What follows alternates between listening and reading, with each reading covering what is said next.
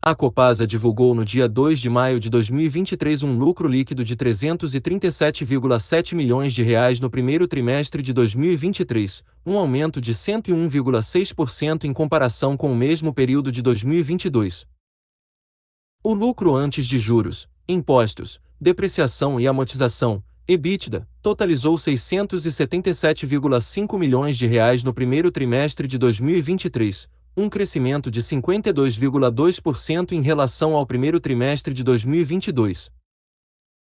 A margem EBITDA atingiu 42,1% entre janeiro e março deste ano, alta de 8,3 pontos percentuais em relação ao mesmo período de 2022. A receita líquida somou R$ 1,574 bilhão no primeiro trimestre de 2023, um aumento de 24,1% em comparação com o mesmo período de 2022. O resultado financeiro líquido foi negativo em R$ 49,1 milhões no primeiro trimestre de 2023, um aumento de 119,5% em relação às perdas financeiras do mesmo período de 2022. Os custos e despesas administrativas do primeiro trimestre de 2023 totalizaram R$ 702,4 milhões, em comparação com R$ 654,5 milhões no primeiro trimestre de 2022. A inadimplência, medida pela relação entre o saldo de contas a receber vencidas entre 90 e 359 dias e o valor total faturado nos últimos 12 meses, foi de 3,15% em março de 2023, em comparação com 3,56% em março de 2022.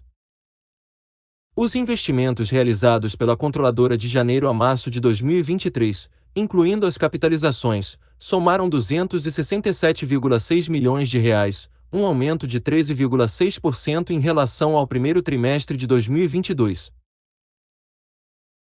Em março de 2023, o número de economias, unidades consumidoras, de água atingiu 5,60 milhões, 5,54 milhões em março de 2022, e o de esgoto atingiu 3,99 milhões, 3,91 milhões em março de 2022, segundo dados consolidados.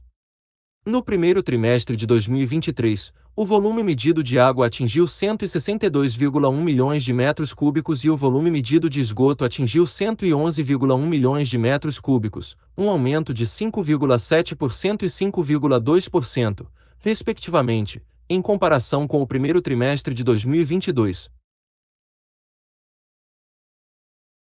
A dívida líquida passou de 2,92 bilhões de reais em março de 2022 para 3,10 bilhões de reais em março de 2023, enquanto a relação dívida líquida/EBITDA atingiu 1,4 vezes, em comparação com 2 vezes um ano antes.